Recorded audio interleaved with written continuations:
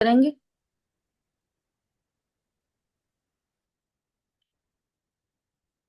जीवम अजीवम दपम जिणवर head जीर्णे दिट्टम देविंद बिंद बंदम वंदे तम सर्वदा शिरसा। द्रव्य संग्रह जी ग्रंथ गाथा नंबर 57 पर हम लोग स्वाध्याय कर रहे हैं मूल ग्रंथ से। ध्यान की चर्चा हुई अब तक, उसके उपसंहार रूप ये गाथा है। यहाँ पर कह रहे हैं कि तप श्रुत और व्रत ये ध्यान की सामग्री है। जो व्रत तप और श्रुत में अग्रसर होते हैं वे ध्यान करते हैं, ऐसा। तो इसमें प्रश्न आया, शंका आई कि इसको आप ध्यान की सामग्री कहते हो, परंतु व्रत तो त्याग करने योग्य है, शुभ भाव रूप होने से बंध का कारण है, ऐसा। तो ये कैसे घटित होता है?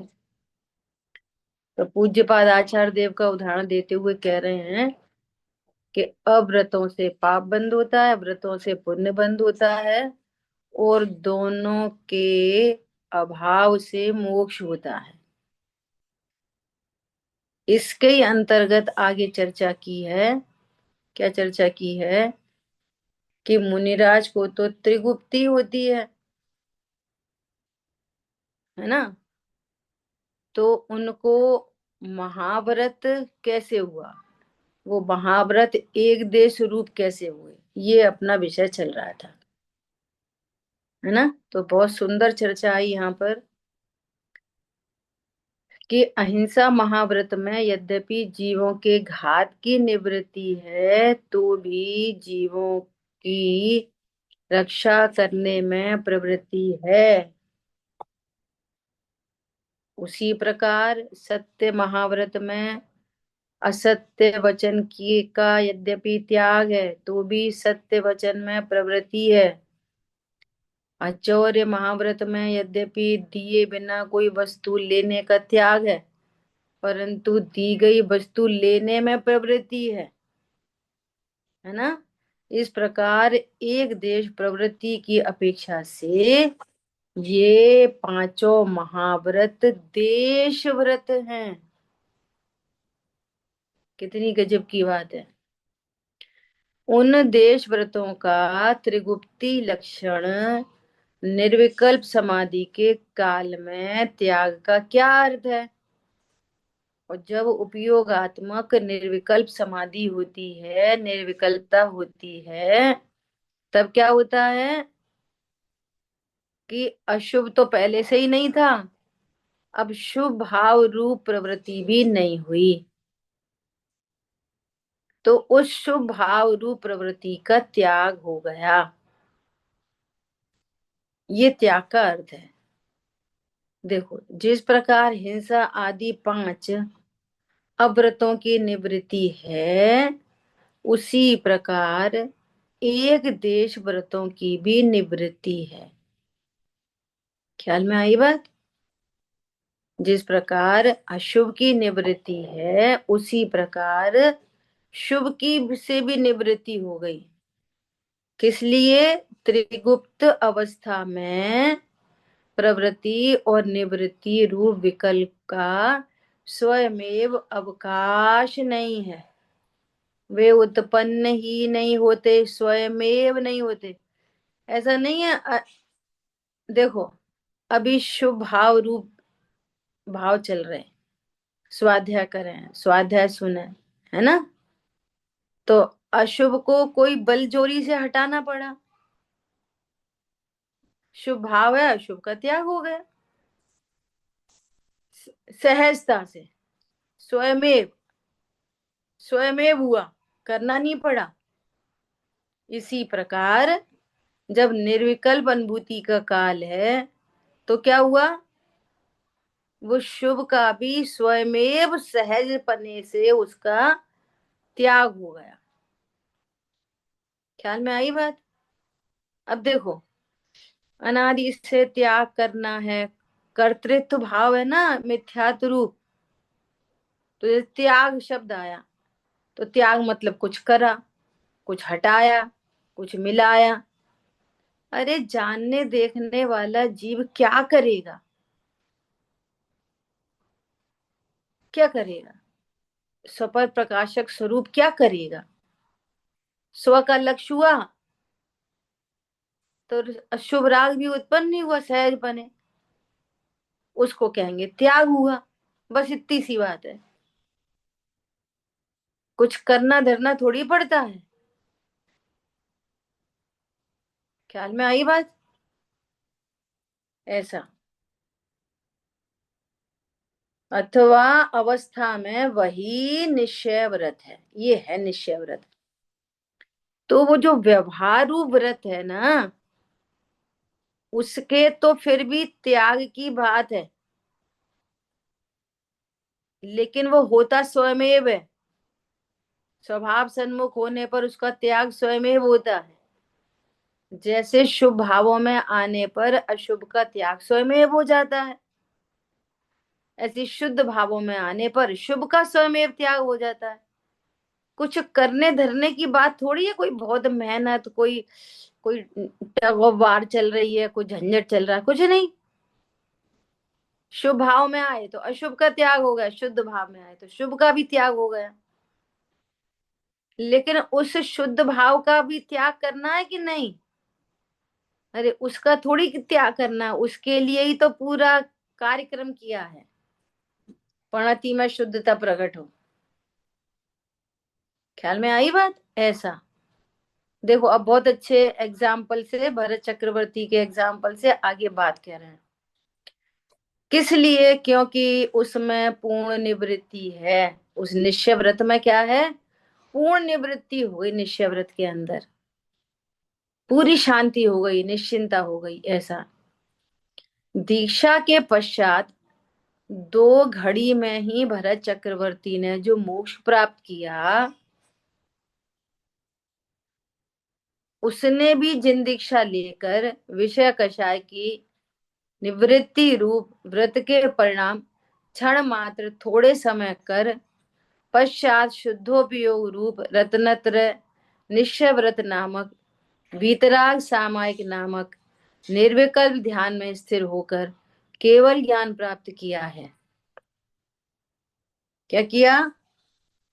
भरत चक्रवर्ती ने जैसे दिन जिन दीक्षा प्राप्त की, तो 2 घड़ी के पश्चात ही कितने देर व्रत हुए उनके? थोड़ी देर। और फिर क्या किया? शुद्धोपयोग हुआ। अब जिनको शुद्धोपयोग नहीं होता, तो देर तक 28 मूल गुण होते हैं। ख्याल में आ रही है?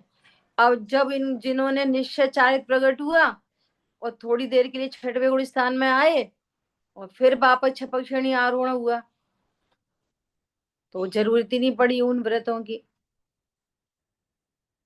ख्याल में आई बात? ऐसा।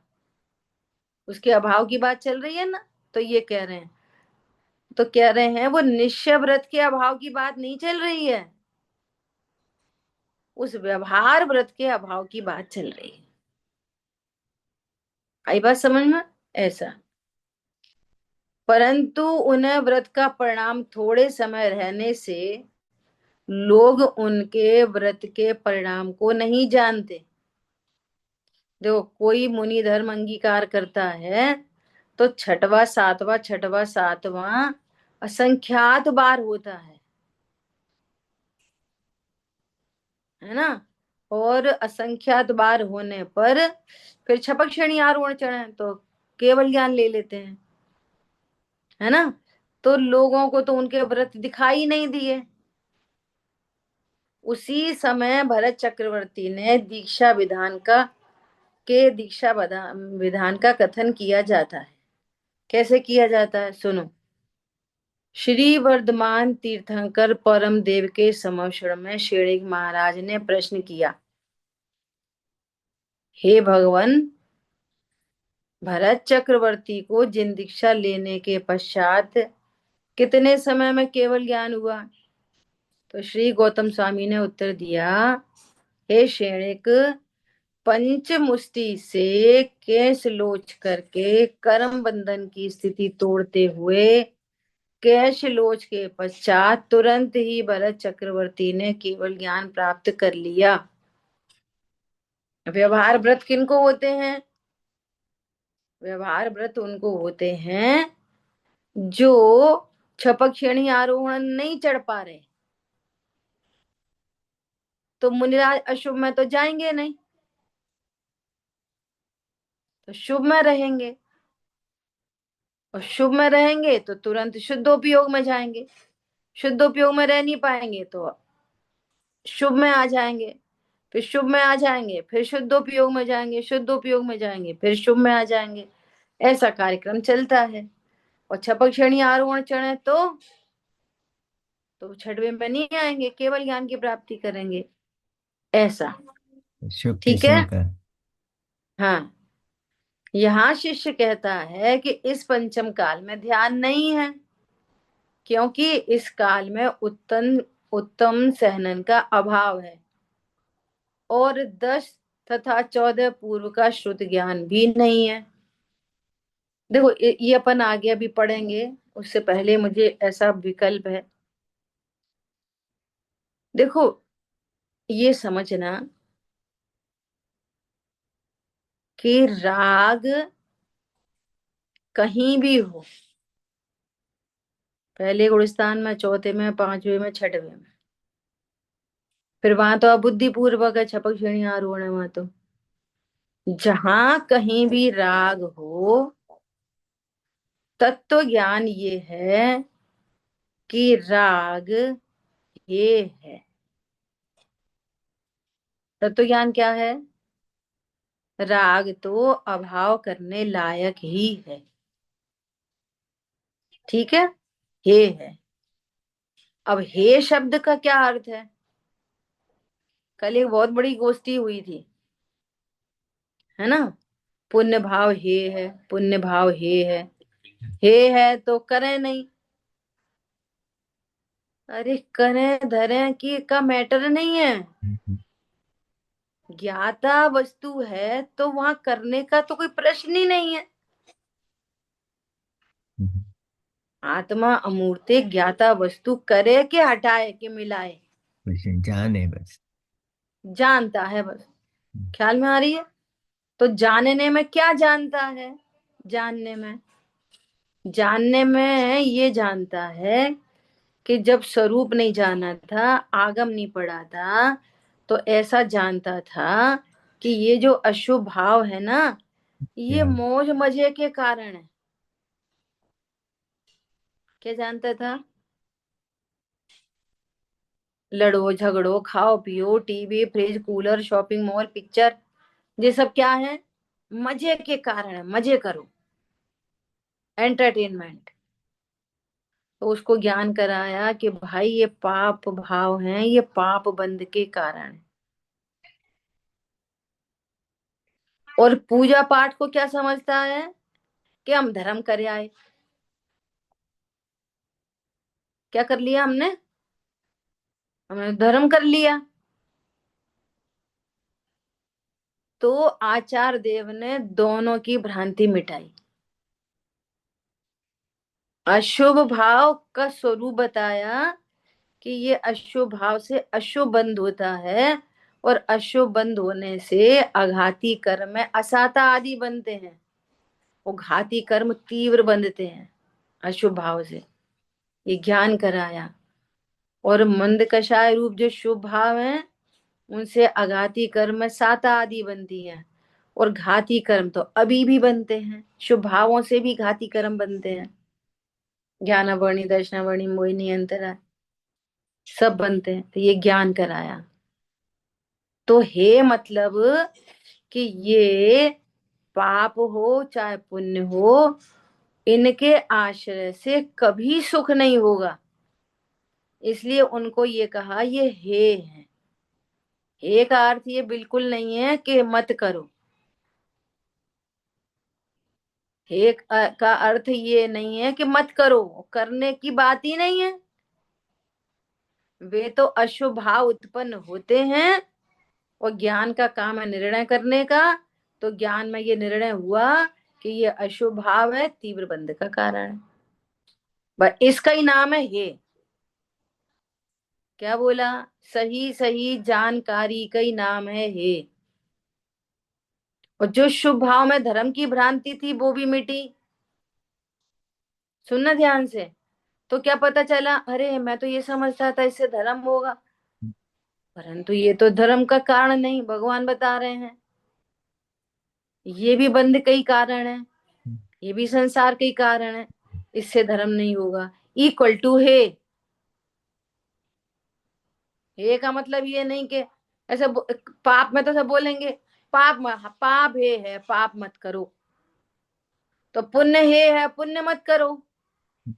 ये हम्म, रॉन्ग डायरेक्शन है, हम्म, ये सही डायरेक्शन नहीं है ये। हम्म, और फिर क्या बोलेंगे, नहीं करो तो सही, जब तक मोक्ष नहीं होता तो करो तो सही, पर अपने को करता मत जाना। ये एक और नया पागलपन है। ख्याल में आ रही है बात? अब सुनो। पहले गुण स्थान में राग हो शुभ अशुभ, चौथे में हो, पांचवे में हो, छठवे में हो, हर स्थान पर वो है। हर स्थान पर वो है मतलब उत्पन्न होता हुआ शुभ, उत्पन्न होता हुआ अशुभ, उस गुण स्थान में उत्पन्न होता हुआ शुभ, उत्पन्न होता हुआ अशुभ मात्र ज्ञान का ज्ञेय है। इससे मुझे सुख नहीं होगा, इसका ही मतलब हो गया है। पाप भाव से सुख नहीं होगा, पुण्य भाव से धर्म नहीं होगा, इक्वल टू है।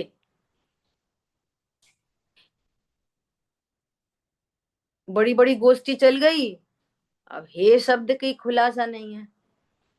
करो मत करो, फिर क्यों करो, फिर मत करो, मत करो तो फिर अशुभ ही अशुभ करेंगे। अरे भैया, ये शुभ अशुभ भाव गुण स्थान प्रमाण होते हैं, इनका उल्लंघन नहीं कर सकता कोई। और सुनो, वे स्वभाव के आश्रय से स्वयमेव उत्पन्न नहीं होते, छोड़े नहीं जाते। छोड़े नहीं जाते, क्या किया जाता है? स्वभाव के आश्रय से स्वयमेव उत्पन्न नहीं होते। दीदी ख्याल में हाँ। आ रही है बात? और सुनो, अशुभ भाव घटते हुए मिटता है, और शुभ भाव का तो उल्टा है, वो बढ़ते हुए मिटेगा। शुभ भाव को हे कहते रहेंगे और क्वालिटी बढ़ती चली जाएगी,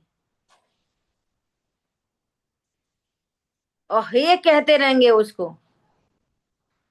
ये धर्म नहीं है, ऐसा सही ज्ञान हो रहा है और फिर भी बढ़ता हुआ शुभ हो रहा है।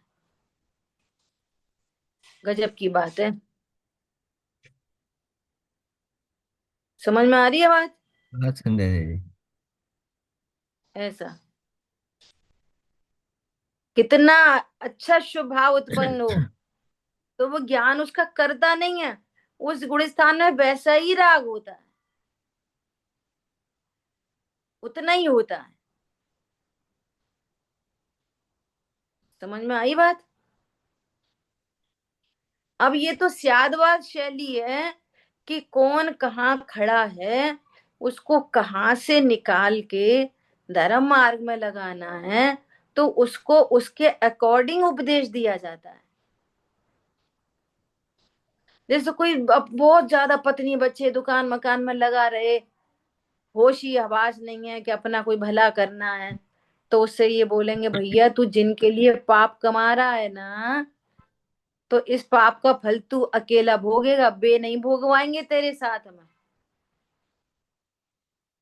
सुत दारा होय न सीरी, सब स्वार्थ के हैं भीरी। उनका स्वार्थ बता के भी मार्ग में लगाएंगे, स्वार्थी बता के।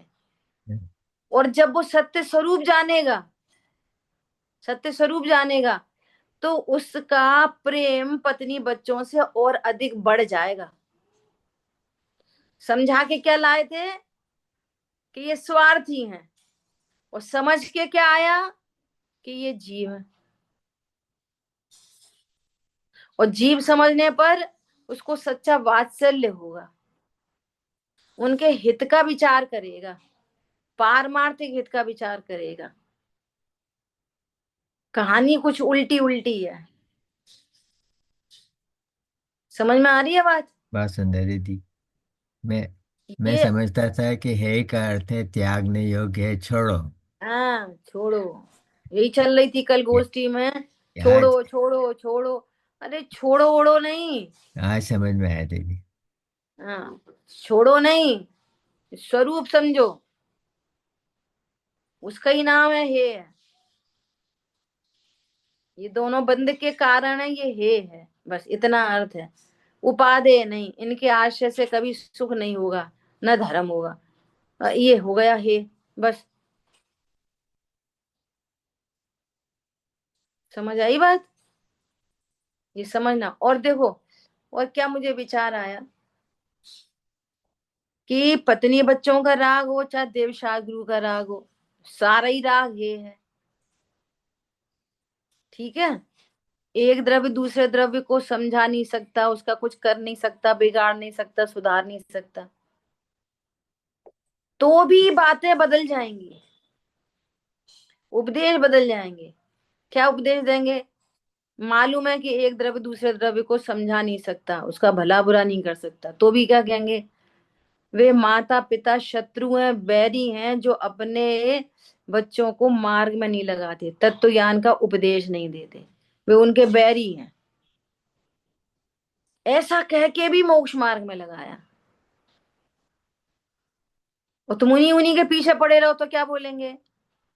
कि भैया उनकी जैसी होनार होगी होगी, ये राग अच्छा नहीं है, ये राग बंध का कारण है, तुम तो अपने स्वरूप का ध्यान दो। ख्याल में आ रही है? कोई उसके नाम पर लापरवाही करे तो राग बताएंगे और उसी का पोषण करे तो वीतरागता बताएंगे। ऐसा है जिन शासन। आप कहाँ खड़े हो, वहां से आगे बढ़ाएंगे। आज सुबह दर्शन करते करते मुझे ऐसा विकल्प आया कि बच्चे को हम लालच से भेजते हैं। श्राविका को बोलेंगे बेटा पाठशाला जाओ, देखो वहां पे किट मिलती है, गिफ्ट मिलती है, कभी केले मिलते हैं, है ना, कभी समोसे मिलते हैं, पाठशाला जाओ। तो लोभ दे के पाठशाला भेजा, और वो पाठशाला पढ़ के वापस आता है तो क्या बोलता है?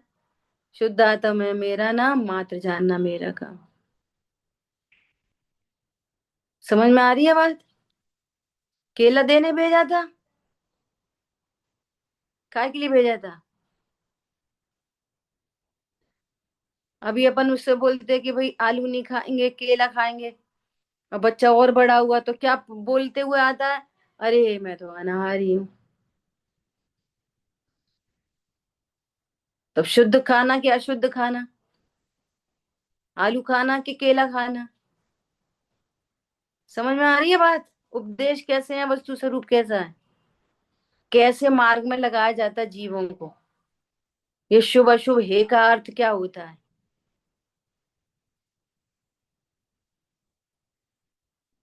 ठीक है, इस समझना चीजों को। अभी देखो क्या कह रहे हैं। ये शिष्य कहता है कि पंचम काल में तो ध्यान है नहीं, उत्तम सहनन भी नहीं है शरीर का, और इतना ज्ञान भी नहीं है 14 पूर्व का। तो समाधान कह रहे हैं, इस काल में शुक्ल ध्यान नहीं है, परंतु धर्म ध्यान तो है। कुंद कुंदाचार्य देव ने मोक्ष परावत में कहा है, गाथा 76-77 में कहा है कि भरत क्षेत्र में दुष्म काल नामक पंचम काल में ज्ञानी जीव को धर्म ध्यान होता है। वह धर्म ध्यान आत्म स्वभाव में स्थित होने वाले को होता है। जो ऐसा नहीं मानता सो अज्ञानी है। भैया इस काल में धर्म ध्यान होता ही नहीं है, ध्यान होता ही नहीं है। अरे शुक्ल ध्यान नहीं होता, धर्म ध्यान तो होता है। तो जो होता है उतना तो करो। ख्याल में आ रही है? अभी सम्यक दर्शन ज्ञान चारित्र रूप तीन रत्नों से शुद्ध जीव आत्मा का ध्यान करके इंद्र पद अथवा लौकांतिक देव पद प्राप्त करते हैं, और वहां से चय कर मनुष्य होकर मोक्ष को प्राप्त करते हैं। यहाँ जो धर्म ध्यान के द्वारा रत्नत्रय की एकता को प्राप्त करते हैं, है ना, कोई बाह्य में स्त्री है तो पंचम गुण स्थानवर्ती तक हो सकती है, और पुरुष लिंग है तो वे मुनिराज हो सकते हैं। और फिर यहाँ से अपूर्ण आराधना पूर्ण नहीं होती, अपूर्ण आराधना होती है तो इंद्र आदि पदों में जाते हैं, और वहां से लौटकर मनुष्य होकर फिर मोक्ष चले जाते हैं। काल परिवर्तन हो जाता है। ठीक है।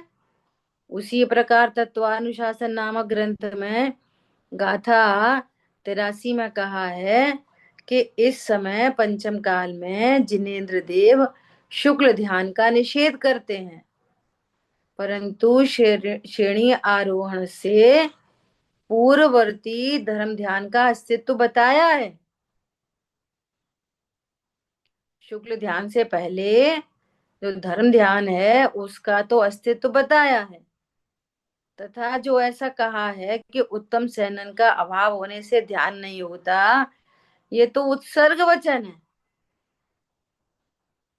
ये भी एक बहुत गजब की बात है।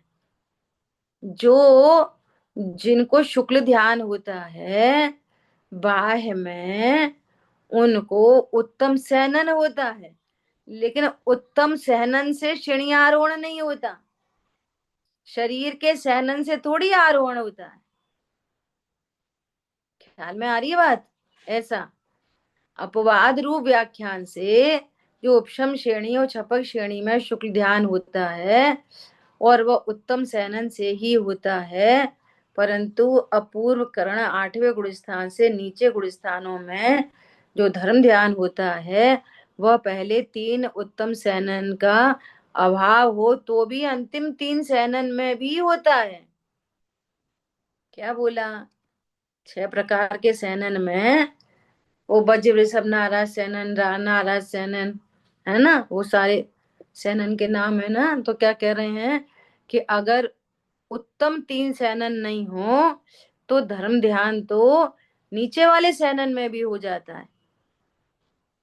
ख्याल में आई बात? तो ना तो तुम सहनन का बहाना करो, ना तुम ज्ञान का बहाना करो कि हम कौन से इतने बड़े पाठी हैं। जो वर्तमान में मति शुद्ध ज्ञान है, इस ज्ञान से भेद विज्ञान करके सहनन कोई भी हो, तत्व ज्ञान करके तुम धर्म ध्यान कर सकते हो, अपना मोक्ष मार्ग प्रशस्त कर सकते हो, अपने को अनंत संसार में डुबाने से बचा सकते हो। और जिसको एक बार सम्यक दर्शन हो गया, तो सम्यक दर्शन भले छूट जाए तो भी गारंटी हो जाती है कि ये जीव अवश्य ही मोक्ष प्राप्त करेगा। ख्याल में आई बात? ऐसा तो क्या बोल रहे हैं, वज्र काय वाले को ध्यान होता है, ऐसा आगम का वचन उपशम और छपक श्रेणी के ध्यान की अपेक्षा से कहा है।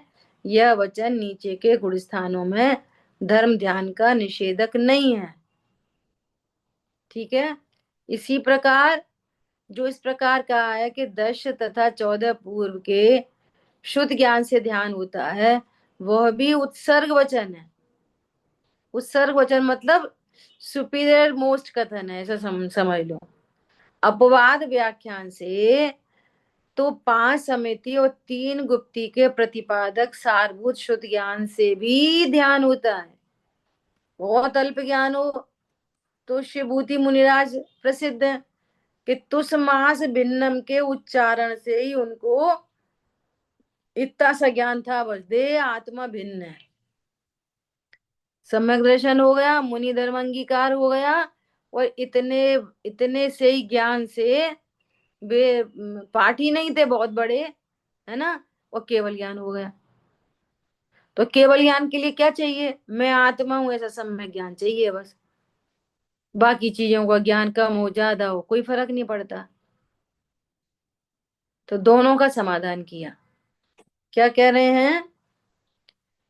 यदि ऐसा अपवाद व्याख्यान न हो तो तुस मास का उच्चारण करते हुए श्री शिवभूति मुनि केवल ज्ञानी हो गए इत्यादि गंधर्वाराधनादिक गंधर्वाराधनादि ग्रंथों में कहा गया व्याख्यान किस प्रकार घटित होता है ना? तो प्रश्न है, श्री शिवभूति मुनि 5 समिति और 3 गुप्तियों का प्रतिपादन करने वाले द्रव्य श्रुत को जानते थे और भाव श्रुत उन्हें पूर्ण रूप से था। तो द्रव्य शुद्ध नहीं था लेकिन भाव शुद्ध तो पूरा था कि मैं आत्मा हूं, परिपूर्ण हूं, अविनाशी हूं, अमूर्तिक प्रदेशों का पुंज हूं। ये भाव शुद्ध पूरा था। और कोई 11 अंग 9 पूर्व का पाठी हो और भाव शुद्ध से शून्य हो तो वो 11 अंग 9 पूर्व का पाठी तो कुछ काम नहीं आता। ऐसा ठीक है, ऐसा नहीं कहना चाहिए क्योंकि यदि वे 5 समिति और 3 गुप्ती के प्रतिपादक द्रव्य श्रुत को जानते होते तो द्वेष न कर, राग न कर, इस एक पद को क्यों नहीं जानते? अतः ज्ञात होता है कि उनको 5 समिति और 3 गुप्ती 8 प्रवचन माता माता प्रमाण ही भाव श्रुत ज्ञान था और द्रव्य श्रुत कुछ भी नहीं था। यह व्याख्यान हमने कल्पित नहीं किया है। वह चारित्र सार आदि शास्त्रों में भी कहा है कि वह इस प्रकार है। जो अंतर्मूर्त में केवल ज्ञान प्राप्त करते हैं वे क्षीण कषाय गुणस्थानवर्ती निर्ग्रंथ नामक ऋषि कहलाते हैं। उन्हें उत्कृष्ट रूप से 14 पूर्व शुद्ध ज्ञान होता है और जघन्य रूप से 5 समिति और 3 गुप्ती जितना भी शुद्ध ज्ञान होता है। अल्प से अल्प ज्ञान होगा तो कितना ज्ञान होगा? 5 समिति 3 गुप्ती, है ना? और अधिक से अधिक होगा तो कितना होगा? 14 पूर्व तक का ज्ञान होगा। मूल में क्या चाहिए? भाव शुद्ध पूरा चाहिए, ऐसा है ना? अभी कह रहे हैं मोक्ष के लिए ध्यान किया जाता है और इस काल में मोक्ष तो नहीं है तो ध्यान करने का क्या प्रयोजन है? क्या बोल रहे हैं?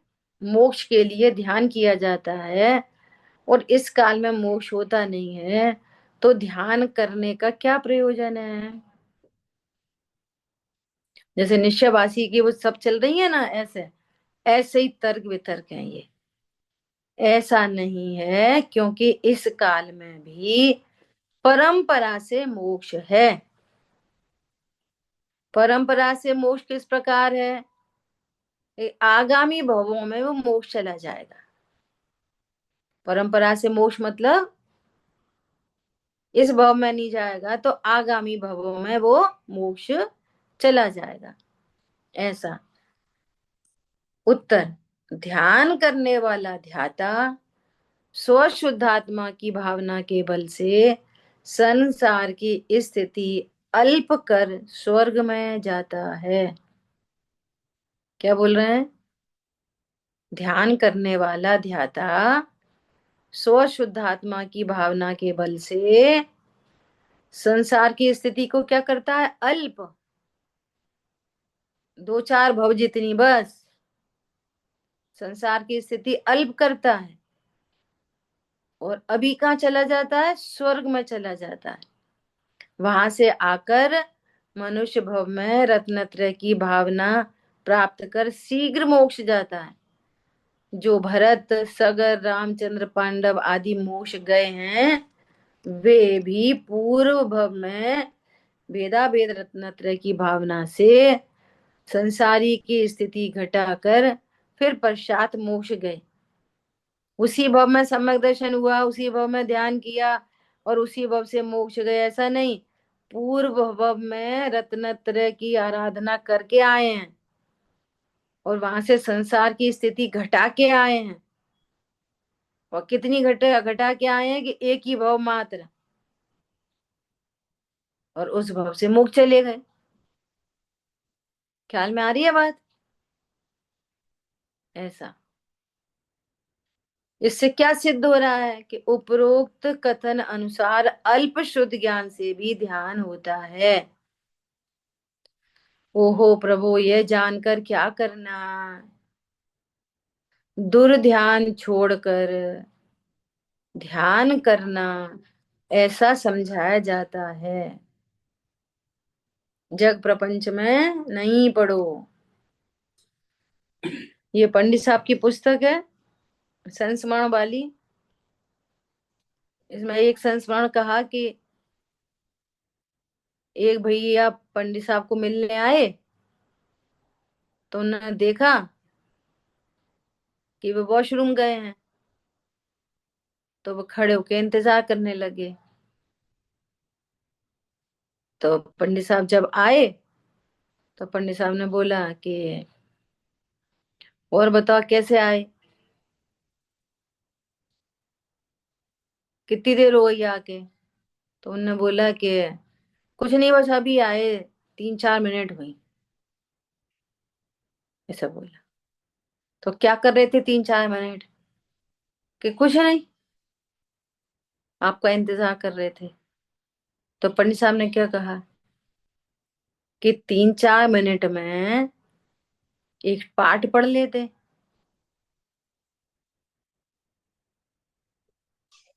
बोलो, 3-4 मिनट में एक परिभाषा दोहरा लेते, 3-4 मिनट में एक गाथा पढ़ लेते। जो समय को बर्बाद करता है, समय उसको बर्बाद कर देता है। जो समय की कीमत नहीं जानता, तो समय सार की कीमत क्या जानेगा? ख्याल में आ रही है बात? बात चल रही है।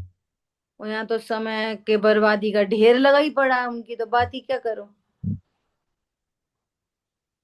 तो अपन को लगेगा 1 मिनट में क्या होता, 2-3 मिनट में क्या होता। 2-3 मिनट में क्या होता? ट्रेन पकड़नी हो 2-3 मिनट में क्या होता? कुछ नहीं होता। बच्चा पैदा होना हो 2-3 मिनट में क्या होता? बोलो क्या होता 2-3 मिनट में? बहुत सीरियस मैटर हो, स्थिति हो, और 2-3 मिनट में डॉक्टर नहीं मिले, फिर क्या होता? मरण के काल में क्या होता 2-3 मिनट में? बोलो क्या कीमत है 2-3 मिनट की? समझ में आ रही है बात? ऐसा, ऐसी बात है यहाँ पर। क्या कह रहे हैं? दुर्ध्यान को छोड़कर, दुर्ध्यान को छोड़कर ध्यान करना, ऐसा समझाया है।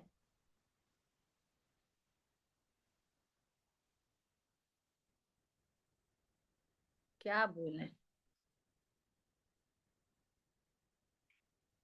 द्वेष से किसी को मारने, बांधने या अंग काटने, और राग से परिस्त्री आदि का चिंतन करते हैं, उसे निर्मल बुद्धि के धारक आचार्य जिन मत में अप ध्यान कहते हैं।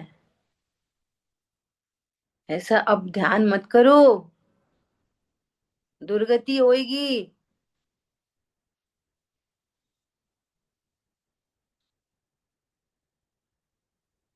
क्या करें? स्वाध्याय करे व्यक्ति तो उसे सत्य बात का ज्ञान हो, और स्वाध्याय नहीं करेगा तो इंद्रिय गोचर जो झूठ है ना, वो झूठ दिखता रहेगा, और उसी में सुधार करना चाहेगा, और वो सुधार होता नहीं है, क्योंकि पर में किसी की चलती नहीं है। और जो कुछ हो रहा है वो तेरे ही कर्माधीन कार्यक्रम हो रहा है। बड़े भाई को छोटे भाई से प्रेम करना चाहिए कि नहीं? छोटे भाई को बड़े भाई का सम्मान करना चाहिए कि नहीं? तो भैया ये चरणान योग का कथन है, ये चाहिए चाहिए तो उपदेश है, होता वस्तु स्वरूप के अकॉर्डिंग है। चाहिए तो कुछ होता ही नहीं। अब चाहिए तो सही है, लेकिन होगा तुम्हारे कर्माधीन की चाहिए से। पूर्व का कोई बैरी संयोगी बना है, और तुम्हारे अब वर्तमान के परिणाम भी उसके प्रति कलुषित हैं। तो फल कैसे आएंगे? मान सम्मान के, प्रेम के उल्टे ही फल आएंगे, बोलो। अब ये दिखेगा स्वाध्याय से, अतीन्द्रिय ज्ञान से, और इंद्रिय ज्ञान से वही दिखता रहेगा, और उसी में सुधार चाहेंगे, और वो कभी होगा नहीं। तो एकांत दुख दुख दुख दुख दुख के उपाय हो रहे हैं, एकांत। चाहते नहीं है दुख, उपाय दुख के ही हो रहे हैं। क्या बोला? दुख चाहते हैं, और उपाय काय के कर रहे? दुख के ही। फिर बात क्या बनेगी? दुर्ध्यान, कलुषित चित्त, एक दूसरे से राग द्वेष की भावना, एक दूसरे के प्रति जलन की भावना। उसके फल कैसे आएंगे? कैसे फल आएंगे उसके? ख्याल में आ रही है बात? ऐसा कह रहे हैं, हे जीव, संकल्प रूपी कल्प वृक्ष का आश्रय करने से तेरा चित्त इस मनोरथ रूपी सागर में डूब जाता है। वास्तव में उन विकल्पों में तेरा कोई भी प्रयोजन सिद्ध नहीं होता, बल्कि कलुषता का आश्रय करने वालों का अकल्याण होता है। भगवान कह रहे हैं ये वाली बात। भरोसा ही नहीं है किसी का। समझ में आई बात? हमारे साथ इतना अच्छा होना चाहिए। आज अच्छा के नाम पर क्या अच्छा होना चाहिए? अच्छे के नाम पर पैसा होना चाहिए। भैया पैसों वाले से जाके मिल लो तो उनके बच्चे नहीं सुनते। जिनके पास पैसा भी है, बच्चे भी सुनते हैं, उनसे जाके मिल लो, उनको शरीर में 50 100 रोग पड़े हैं। क्या बोला? संसार विषय सुख होता तो तीर्थंकर क्यों त्यागे? ये भरत चक्रवर्ती को क्या जरूरत पड़ रही थी? चक्रवर्ती थे 6 खंड के अधिपति, और 6 खंड के अधिपति का नियोग कैसा होता है? ऐसा नियोग होता है उनको कि उनको खुद को भी ये ख्याल में आए कि मुझे प्यास लग रही है, ऐसा प्यास का विकल्प उत्पन्न हो, वो ज्ञान का विषय ही बने, तब तक तो 100 गिलास हाजिर हो जाते। कितने?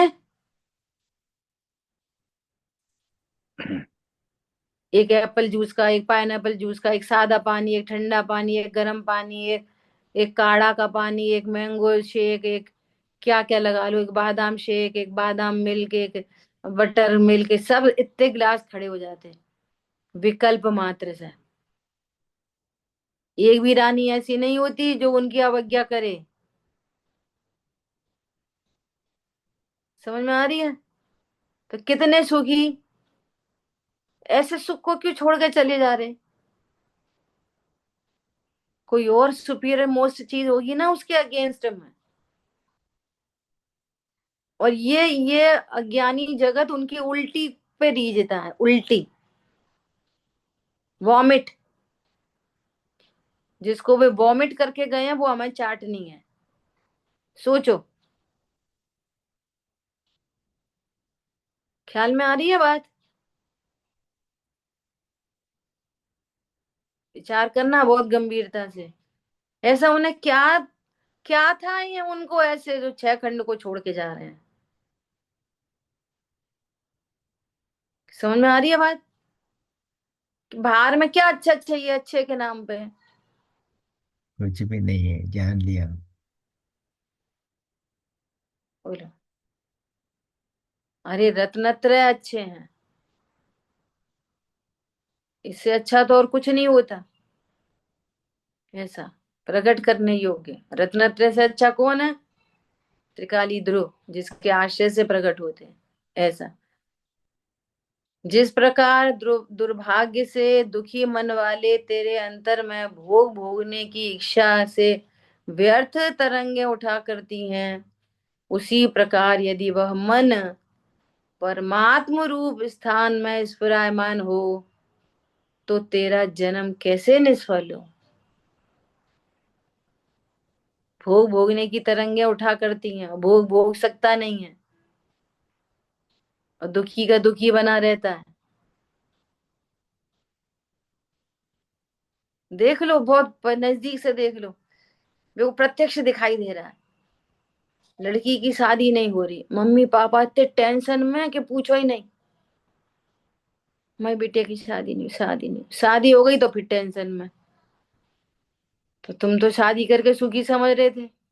क्या करें, ऐसा पति मिला, ऐसी सास मिली है, क्या करें, बे नहीं सुनते, जे नहीं सुनते। जिस चीज को हम चाहते हैं और जब वो चीज सामने होती है, तो खोदा पहाड़ निकली चुईया होता है। कुछ सुखी नहीं हुए।